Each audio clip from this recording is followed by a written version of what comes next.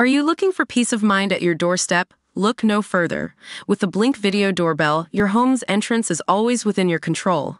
Check out the link in the video description to learn more and get your Blink Video Doorbell on Amazon. Your home is in your hands. You might expect a busy New Yorker would turn to cocktails or workout classes to relieve their stress. But there's a new, unconventional hobby that some young city dwellers are turning to: lessons in a sex act known as pegging. An increasingly popular collective in Brooklyn is offering workshops for people who are intrigued by the experience, but don't know where to start. For those unfamiliar with the term, pegging involves a man being penetrated by a woman using a prosthetic penis for sexual pleasure. And one writer has immersed herself in the trend, attending a lesson aptly named Pegfest and quizzing the heterosexual men who attended on their passion for the sex act. Bindu Banasanath, a writer for The Cut who covers relationships, attended an hour-long class run by Collective the Tire Group, where 6 men aged between 20 and 60 practiced pegging. Their lifestyles ranged widely. Some were finance professionals, others were students, and others were doting fathers. Attendees also had a range of experiences, with some seasoned and others first-timers.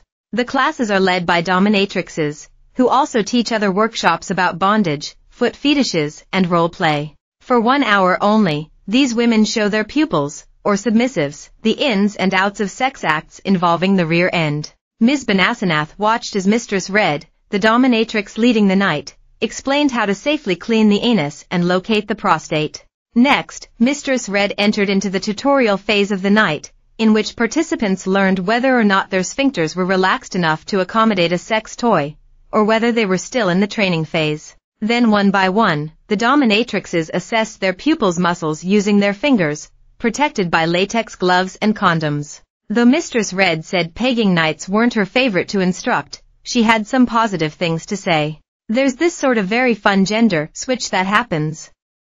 It's crazy, the physical and mental transformation putting in a sex toy will do. You have totally changed as a person, she said.